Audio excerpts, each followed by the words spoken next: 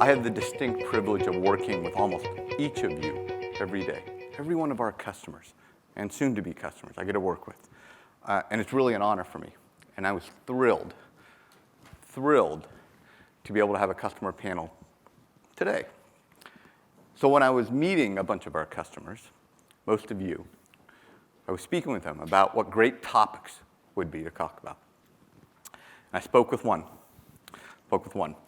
And he literally said to me, he goes, I'm not exactly sure what Enable does, but I'm trying to buy things and sell things and make it a better process. I was like, you're perfect. You're going to be perfect. The next one, I spoke with her, and she was like, my industry is transforming. My finance team is transforming.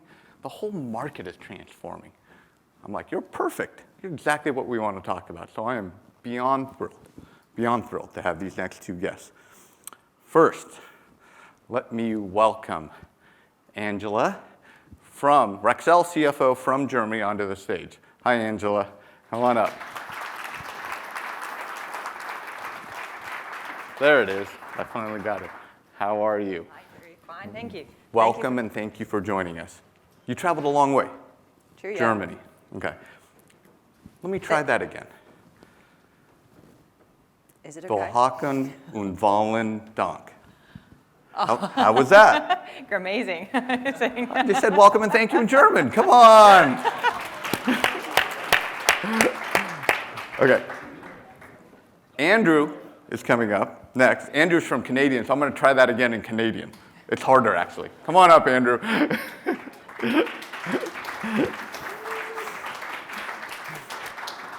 was wondering how you're going to do a Canadian greeting. I'm going to do it. And my wife's from Vancouver, so I can do this. Okay, I'm going to do it in Canadian. Are you ready? Okay. Welcome and thank you, A. Hey. Pretty good. All right. I rehearsed that. Would you believe it? Okay. First, I'm going to go with distance. I'm going to go with distance first. Okay. Angela, you came a long way. It's amazing what you've accomplished at your company and your career. Can you just tell us a little bit about your journey and Rexel and your team? Yeah, of course. My name is Angela. I'm the CFO of Rexel Germany. And I started my career at KPMG. So I was in charge of the annual financial year audit of Rexel. And I think the first thing I came in contact with was auditing the supplier rebates. It's very busy for an auditor. I think it takes about 1 week to go there. And after I got into that details, I think I decided that I could work in finance for Rexel as well. And then I joined Rexel 4.5 years ago. Yeah. And since 2 years, I'm the CFO there and in charge for IT as well. So getting an automated finance process, I think that's a major achievement for us. And I'm very happy to be here. Thank you, Jerry. Yes. Finance and IT. Wow. Yeah. Crazy. Congratulations on that. Andrew, maybe a little bit of background. There's fishing, there's camping. There's a little work in there, More too. camping You told than me fishing. about that. I don't have a lot of success with fishing. Background for me, I spent about the first 25 years of my career in retail management. I was with Home Depot for about 15 years. So so I was always on the front side of the business. And then about 10 years ago, I went to work for a company looking after pricing and product data and all that kind of stuff. Eventually ended up where I am now at Johnstone Supply and evolved into the procurement role where I've still got pricing. I've still got all the product data and everything. I don't seem to be able to get rid of anything. But just working in procurement mostly. That's probably the biggest focus. And we use KPMG. So. Yeah. Yes. Amazing. Well, look, I'm looking forward to hearing more about that. Buying for a certain price, selling for it, and we can talk more. Yeah. Angela, let's start with you. I know there's a history of Rexel, and before you joined, you were the auditor there. Can you share a little bit about just the transformation that's going, and especially finance, and how that's working for you, and how it's going? Yeah, happy to share. So Rexel has a 102 years history. So it was located in the southern part of Germany and next to Munich. And so I think some of the finance processes I found 8 years ago when I started auditing, I think they were still from the beginning of the company history, so really, really old processes. Yeah, and what we started about 3.5 years ago is really to digitalize everything. And I think I don't have to explain that to the audience here, but supplier rebates, I think it's, someone of the speakers before mentioned it, it's the slowest Excel spreadsheet and the biggest you can imagine. So yeah, we are really happy to get more transparency about that. And I think that is the story Rexel is writing now, to going from very manual and intransparent processes to transparency, digitalization, and in the end, hopefully, automation, because I think that's the future. Lack of talents, talent war in the whole world, I think we have to achieve. Your suppliers, manufacturers are complex. That doesn't happen, never. Andrew, let's just start a little bit about your journey. Maybe you can tell me how you got all those things and you never got rid of them, and at Johnson Supply, and how it's changed. Yeah, when I came into the group that I'm with right now, they've been around for about 70 years. So there definitely was a lot of archaic processes. You know, we have an ERP system that is as old as dirt.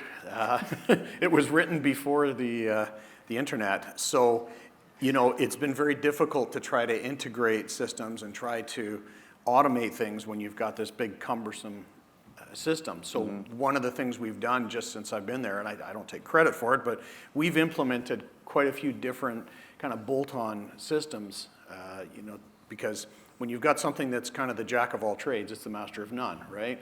So, you know, on my side of things, purchasing, we needed purchasing software to do a better job. We needed rebate software to do a better job. We need, you know, BI software and things like that. So we've bolted on a lot of things just in the time that I've been there. And, you know, one of the things I'm hoping we talk about today is really, it's the automation and also the integration of all those things. Because now you're sending information here and you're sending information there, and it's coming back, and at the end of the day, someone says, so what's the one version of the truth on this? And you go, you know, and you don't want to have to go back to spreadsheets. You want to be able to just get that snapshot. And, you know, it's good, because even with Enable, I see Enable's partnering with some of those other companies that we're dealing with, like Sparks IQ and things like that. So we're getting a lot closer to that one truth, because those systems are going to be on the same page. And have you seen those integrations and transformations and bolt-on systems become more prevalent and more in demand for you and in the market? Yeah, absolutely. It's, you know, it's when you think about software, you know, you don't go to a software solution because you just want a shinier new toy. You go there because if it makes you better at what you're doing, and it makes it more efficient for you to do it, you'll do more of it, right? So, you know, we're doing forecasting out of our purchasing software that we couldn't do in our ERP system, right? We're getting, you know, efficiencies from Enable. So we get to year end and we need to roll those contracts over. Before, that was an incredibly labor-intensive job of going back to a spreadsheet that had links to other spreadsheets and all that. So, you know, rolling those over, being able to go to KPMGs of the world and say, okay, here's our year-end snapshot, right? Being able to, you know, onboard new contracts and new rebates, we can kind of clone the ones we already have. It's very simple, where that was very difficult before. So we're doing more work even just with rebates because it's easier to do, and we have a more effective tool for doing it. So before Enable, less camping; after Enable, more camping. Yeah. So automation Hopefully. has been big. Absolutely. Big. Angela, you talk about automation and transforming not just Rexel, but the world and the strategy. Can you just talk a little bit more about that? Yeah, of course. So I think what you said is completely true. So when we started in our transformation process, the first thing we had to do is really to focus on our processes to get that streamlined, because you can't automate or you can't digitalize processes that they're not streamlined. They're different from branch to branch, from supplier to supplier, and as we say in Germany, shit in, shit out. So what we found out is that our data is horrible. So you really have to get a clue what your operational guys are doing. And using a standard tool like Enable is really to force your operational guys to stick to a standard, to stick to a process. And it gives, especially from a finance perspective, a perfect argument that they cannot do whatever they want to do and not, for example, negotiate rebates for, or in the month of your fair, you get additional 2% because the system doesn't know when the fair takes place. So you really have to be precise in what you negotiate and have like a menu of what you can negotiate with the supplier and sit together in a good relationship, having transparency and accuracy in the end. I think too, it does is that transformation is also, I'll use the word culture. It's a cultural transition for your company because you talk about, there's backroom deals on the sales side, the things that didn't get done. Get out of here. No, I come from the front end of the business, so I know where that stuff was. But you as a company, you change your culture in terms of, you could say, well, we're becoming more sophisticated, or on our side, we're becoming more disciplined investors when it comes to inventory, right? You can get all the data, you can get all the software, you can get all these different systems and everything, but if you're not going to change your culture and how you approach business as a company and put those disciplines in place, say, okay, we have Enable now, so no more of this stuff over here, it all needs to be up there. That's probably a bigger transition for us, it was, than just simply going to different resources, different, cleaning up the data or going to different software solutions. Andrew, you talk about data and being a CFO and having IT, that's a big thing. And everybody I speak to in here, I've spoken to almost everybody, data is a challenge. Data is a challenge. How is it a challenge for you? Do you have suggestions for everyone here on how to address it? And I know it's a journey and how you keep going on it. Wow. An advice, so take time, be very patient, don't give up. So there will be a solution hopefully in the end. So yeah, to get real good data, it's really about streamlining the processes. So to make data or the processes comparable, because just then you get the data you need in the end. And what you said, give rules to the people. And in the end, trying to get all out of one system or in one system, like using a data warehouse is very helpful in the end. This is why we prefer to having APIs with Enable, for example, to get all the data in our data warehouse. For example, bringing it in Power BI to have combined version of, for example, supplier rebates, customer rebates to compare, do they fit together? And in the end, work together with your suppliers as well to show or to see what data they can give to you, what you use in the end, what you need in the end. But yeah, it's a long journey, and we're far from the goal yet. So You never stop working on data. You talk a lot about working with suppliers and that clarity and stuff. Maybe we can just talk a little bit more about that. When you're doing clarity with a supplier or a customer, even both ways. How do you bring about clarity? Andrew, I'll ask you. How do you bring about clarity? How do you ensure it's communicated? How do you ensure the data you're both using is accurate? And what are you doing internally?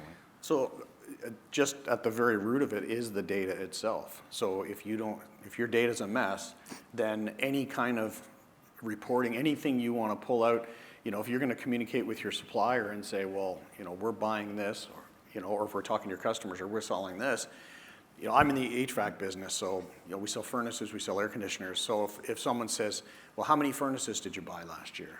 Right? Or we've got manufacturers that sell us furnaces and air conditioners. Well, how many furnaces? Well, now I got to go to some Excel sheet, dump out a bunch of data, and start poking through. Whereas if I could say, well, I have a data point that says product type and it says furnace. So instantly I can pull out that information. So to get clarity, fundamentally you have to start with enough content, enough descriptive, accurate, up-to-date information about the products or services you're selling so that you can identify them. Then when you have if you're creating a strategy with a vendor, you can build a strategy around it, because if you say, well, I'd like to have this much of a rebate on furnaces versus this much on air conditioners or whatever, then I want to go into that and kind of position myself, sorry to the manufacturers, but I want to position myself to be as profitable as I can. So I want to have a realistic number. I don't want to go in assuming these numbers are like this, but they're actually like this, when I'm negotiating those things. So the data underlying that makes it clear. When you're dealing with customers, it's the same thing. You can't have let's call it a product-specific type of rebate agreement with a customer when you don't even have enough data to aggregate your products effectively. So, and I'm sure everybody here will understand this, you talk about BI, you tend to do reporting based out on who you bought it from as opposed to what it is. We do the same thing around when you want to have a pricing strategy. So I'm going to have a pricing strategy to my customer, and well, products from this vendor are going to be this price and from this one, as opposed to I buy furnaces from 4 different suppliers. Why do I not have a consistent strategy on how I want to price furnaces or how I want to negotiate with vendors on furnaces? Mm-hmm. So it's, if you want clarity, you need the data, and then you have to have a really clear idea what you're trying to accomplish, and then at least you know when you set that up with your customer or with your vendor, you're not speculating. You've got real information in front of you. Okay. Angela, I can imagine you have some thoughts on this as well. Yeah. So it's exactly what's happening in Germany as well. So we're facing a huge transformation. I think, I'm not sure if everybody in the room here is familiar with the German photovoltaic boom. So renewables, HVAC, heat pumps, photovoltaic it's huge. It's getting huge, or it's already huge in Germany. And what we are facing, we don't have rebate contracts with the suppliers of photovoltaic yet. We're completely independent from China. And so what happened before COVID to now is we reduced the variety of our suppliers for Rexel Germany from 2,500 to 2,000. But on the other hand, we increased the numbers of suppliers which were purchasing more than 1 million from 90 to 130. So it's going in the right direction. But what we are facing is that in former times we had 85% of our purchase volume was related to rebates, and now it's less than 70. So what we're seeing, there's a huge transformation, and what we want to achieve is go hand in hand, perhaps with Enable together and these photovoltaic suppliers, and of course our suppliers like Schneider, what we heard before, most sustainable company. We want to build a real relationship and say, okay, our end customer demand green offers, demands sustainable offers. So let's focus also in rebates on these offers our customer are demanding for, and we have to check if the contracts we have negotiated are really focusing on these sustainable offers, for example, and we hope to get the full transparency, of course, with Enable. Yeah, and let me just follow up on that, Angela. Thank you for sharing that. Rebates are obviously evolving then. You got new industries and everything. Can you just elaborate a little bit more on how you see them evolving and what do you see happening with them in your business? Rebates, yeah. So what is really evolving is, of course, the rebates with our core suppliers, so the suppliers we're working with for many years or decades. But we also have to onboard, honestly, like many Chinese suppliers. Unfortunately, they are 90% is produced in China, to our way of having the contracts, because Andrew mentioned it in the beginning, there are some companies where the rebates are more than 100% of their EBITDA. We are one of that company. So rebates is the major part. It's the end, all that remains. So it's very important for us. We've been in a very high pressured environment for pricing for probably the last year and a half. With the COVID thing was just crazy, right? In 2021, your customers, their favorite brand was whatever you have in stock, and they're going to pay the price, and the price was going like this, and it's okay, and then all of a sudden everybody kind of got a little bit exhausted by all that, and then last year we were just getting hammered on pricing, and it's put us in a situation where you don't want to get into that race to the bottom. Somebody drops their price and then everybody else has to follow suit. But we've got programs where we are literally living off rebate. We're selling product at negative margin, and the only thing we're making is on the back end of that. Yeah. So the rebate side is incredibly important when you're in such a tightly compressed pricing market. Thank you, Bill. I have a few more questions. I saw a hand over there out of the corner of my eye. I don't know if they wanted to understand what kind of donuts we had or what, but I'm open to taking a few questions, and then I have a couple other questions. We can go on. We have about 22 minutes left, so I'm looking around the room. Where did I see that hand at, or I missed it? There. Come on up. There's a microphone right here. Or you can yell, whatever. I'll yell. I answer what I think I heard, and if I missed the question, just please repeat it. So so we are still in the implementation phase. So hopefully I can perhaps next year tell more details about that. So what we are currently doing is we're marking our products like sustainable, how sustainable they are. And we want to implement that, or what we're doing now is to implement that in Enable as well, so that we can really see how much, for example, rebates we gain with sustainable offers, with sustainable products, and build up a relationship with our suppliers to really say, okay, are you interested in focusing on green offer, on sustainable offer as well, so that we can both agree on having perhaps more or new rebate contracts for a specific green offer. So this is the approach for now. I saw a hand over on the left, my left, not stage left. The hand went down, we answered the question. Wasn't you, Jeffrey? No? Okay. Hey, Sean, you got a question or you just want to pull the microphone? Just going to rule if anybody has questions. Oh, okay, great.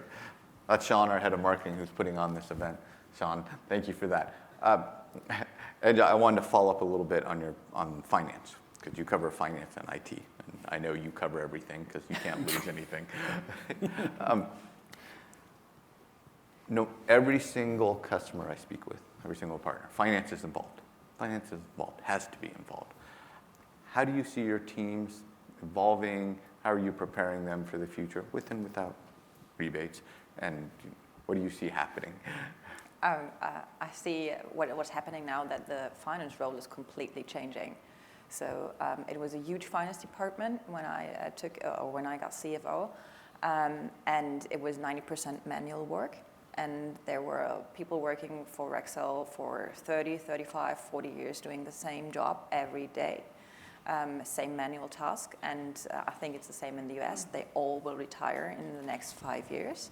So this is one reason for automation, of course. And on the other hand, what we're doing for 2 years now, we are really implementing finance as a business partner. It's not only for monthly closing or annual closing to look back what has happened and be sometimes surprised or not, but really taking the numbers you have and trying to get a future assumption and really be a business partner, like, like the example from before, like, I think we have a problem with our stock, and not only seeing that problem and writing it down for financial numbers, but really going out, talking to the operational guys and being a sparrings partner. And for that you need time, you need completely new skills. So it's not only Excel spreadsheets. Every finance guy needs to be an Excel expert. That stays true. Yeah. But you need to be much more. You need to be open-minded. You need to understand the business. You need to want to be involved in the operational units, and I think that's changing. But that makes finance also much more interesting than before. And you think that is right now, in the future, 5 years down the road, or is it like yesterday? What? Excuse me? Do you think that's happening like right now? Your teams are becoming those business partners. You have them doing this now. I have 2 of them with me right now, so very very young and very young and perfect business partners. So one from IT and one from finance, and they're both really interacting with the operational units, and they have not a chance to stay one day behind their spreadsheets or behind their computers. They have to go out, and I hope that's something that makes your work more interesting and perfect. Right answer. Good answer. Good answer in front of everybody. Yeah. Well done. Thumbs up. Camera's on. Andrew made a comment first thing this morning about the silos, and having, say, procurement and finance and sales in these different silos. And I would even throw in, say, operations and logistics, right? And that is a huge transition and transformation that I'm seeing, and it is happening right now. In our company, through COVID, we've also seen a cycle out of, on the leadership team. And there's more people who haven't been in the same company for 30, 40 years that are coming in with outside experience. Some younger minds, like, that rules me out, so I'm not sure why I'm still there, but you know, it's a different approach to it. So now what you've got is you've got the sales team talking with the finance team, talking with operation. We're sitting in there as one group and starting to have conversations about, you know, if you take something kind of from A to Z and you say, well, okay, when we purchase this item, you know, I'm going to negotiate cost on this. You know, we want as a company to be profitable in this way. So I've got to negotiate a cost on it and a rebate on it. And then operations, she steps in and says, okay, so what's our cost of getting it here? Are we freighting it in? Is it prepaid? You know, and then we get it here and it's, okay, so how much are we going to have? Finance steps in and says, what's our cost of carrying this, right? And, you know, what kind of turns are we going to get? What kind of ROI? And then sales says, okay, so my job is to sell it, right? And what kind of rebates and incentives can I do with my customers? So the conversations are, and this isn't done. This is just starting to evolve right now in our leadership team, where we're literally talking about this as one conversation around everything from A to Z. And yeah, it's absolutely necessary. You can't have those silos. How did you get your company to start speaking that way, especially the crazy salespeople that don't listen? How did you get them to start talking about that? And what are some best practices for everyone in the audience here? And how did I don't know if it's a best practice. I'm really irritating. Like, it's you're kind of perfectly funny. lovely up here, by the way. You know, when I first started with this company, honestly, when they hired me, they told me later. They said, "Yeah, after you left from the interview, we said, oh my God, he's going to be a pain in the ass." And they said, "So don't hire him." They said, "No, let's hire him." And you know what? It's just I'm willing to go into a meeting and say something that somebody else might not. So there's a lot of really good, really smart people in there, but everybody's very ingrained in doing things within their silos and in their own ways. So, you know, I just like to kind of kick the hornet's nest. And the good thing is that we have a new director of finance. We have a new director of operations. So, you know, there's really those four groups that we talked about with sales in there. It's a fairly new group in there, and everybody is kind of saying, hey, how can we do this better? Nobody is sitting there going, well, you know what, this has worked for us for the last 20 years. There's none of that conversation. So it was hard 3-4 years ago before COVID to have that, because everybody kind of wanted to stay with the tried and true. Now everybody is, and on our team is really just, okay, this is what we need for our own longevity. You know, it's a different market than it was 3 years ago. It was easier 3 years ago. So it's not as hard to be that disruptor at this point. Young people who don't work behind spreadsheets anymore, right? There you go. Angela, do you have some experience with this? I know you are using rebates and transforming a team. How are you breaking down silos within Rexel? To be honest, back in 2019, when I joined, we founded one department that's called process management, and it was just exactly existing for that. So non-operational work, it's just for breaking down the silos. It's just for digitalization, automation of processes that begin in one department and end in another. Because normally what we're facing is, oh, there's a logistical issue. Normally, it's in the end, it's a sales issue, it's an issue at the customer, it could be an issue in finance as well. And everybody tried to solve the problem in their silos, and wow, you can imagine, it was never the solution where we wanted to get.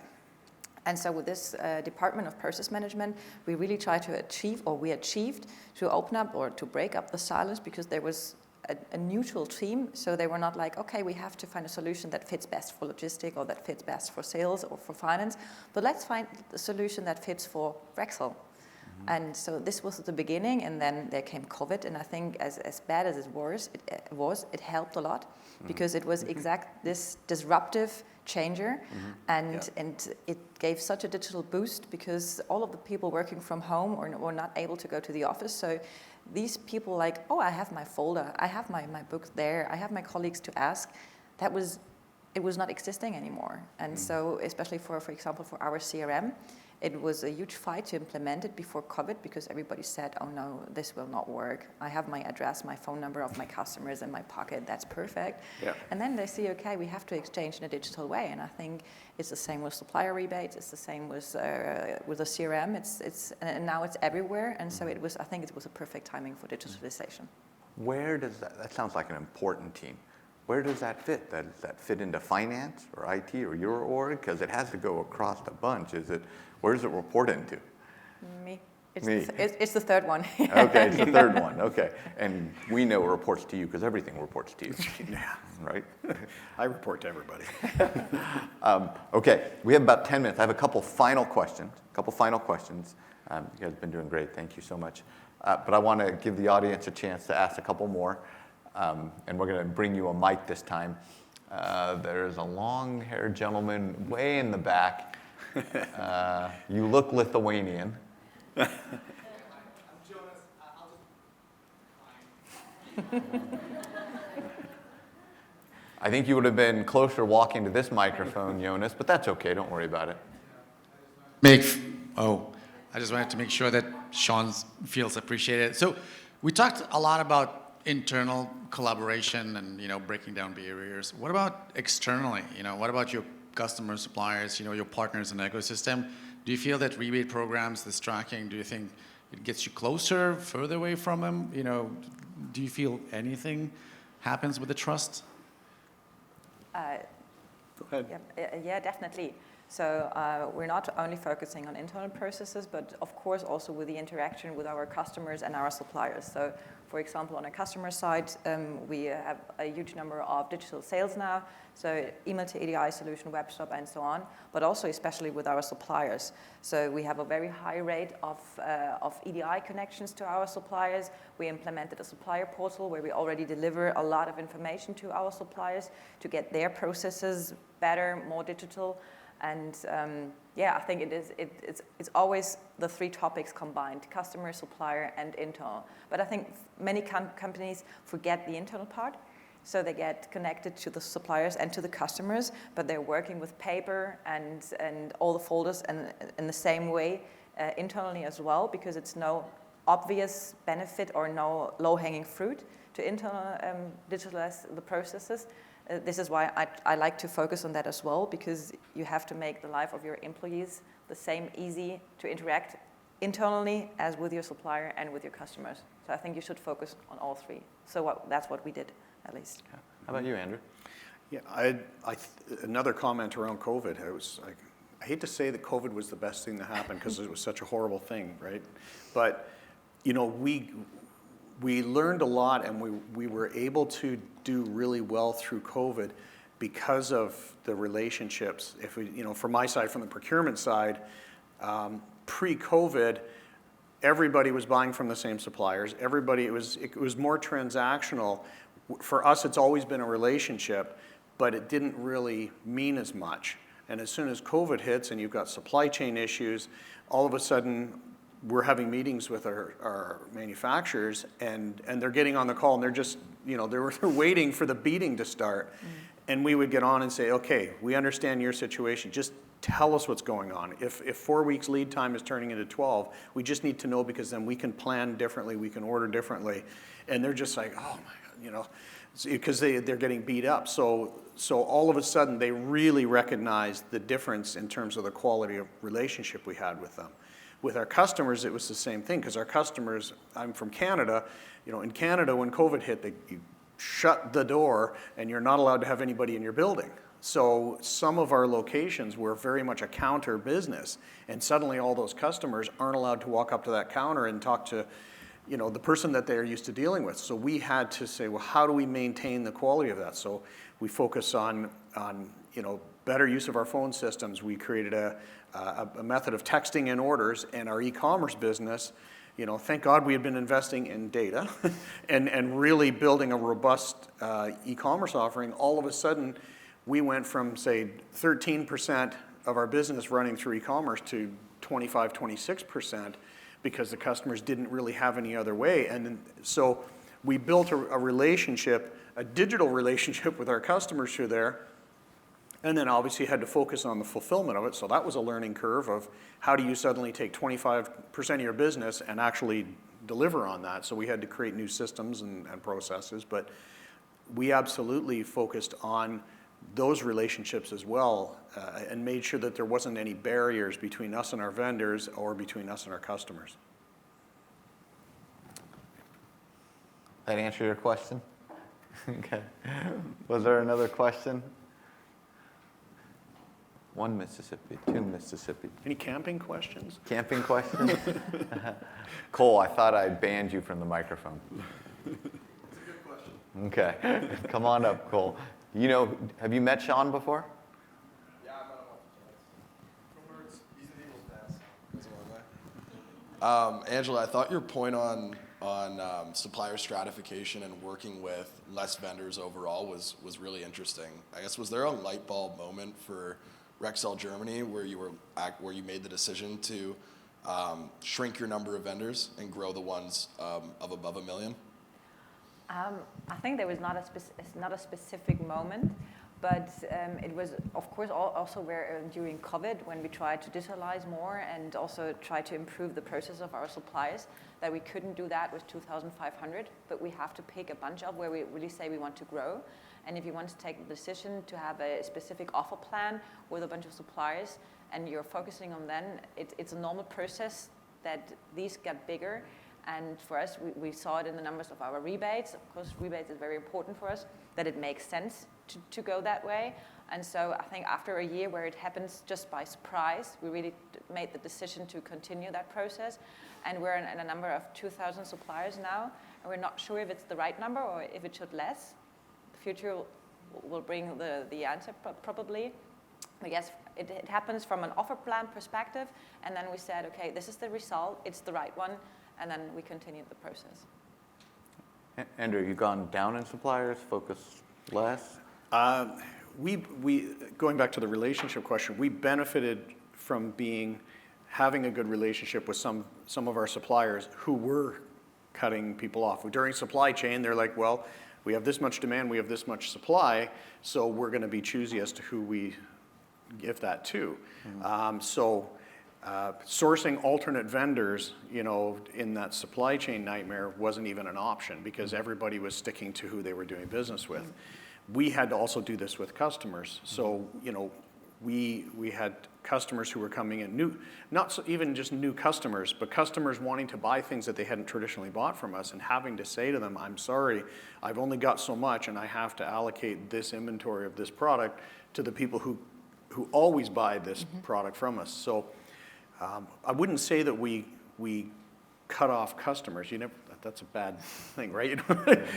You don't want to say you're not going to do business with them anymore, but we did have to, unfortunately, have some really tough conversations about what we couldn't do for them and watch, or even just limit quantities. We had customers who were buying 500 of something at a time, and we had to say we only can give you 200, and they're like, well, how am I supposed to build houses if I can only get 200? And you're like, but I've got 10 other people that also want 500, and I've got 2,000, right? So you had to limit the quantities, you had to allocate and pare it down. Okay. I have room for one more question before I'm going to get closing thoughts from both of them. Okay. Just a couple closing thoughts. One, thank you both. Thank you both for taking the time to be here. Thank you both for sharing your stories. It really matters to everyone in this room, and it matters to us, and specifically me. So thank you. Thank you. I'll just close with your thoughts. What are you most looking forward to in your teams, in your industry? What are you most looking forward to the next few years as we come out of this? And hopefully that'll be guides. Andrew, maybe you can start. Sure. Honestly, that removing of silos and being able to work as a team in our business, and we're not working, not that we were against each other, but not working in isolation. I'm really excited about what that is. It's the whole synergy thing. 1 + 1 = 3, right? It's when we all are working in the same direction. It sounds a little cliche, but we really can accomplish a lot more.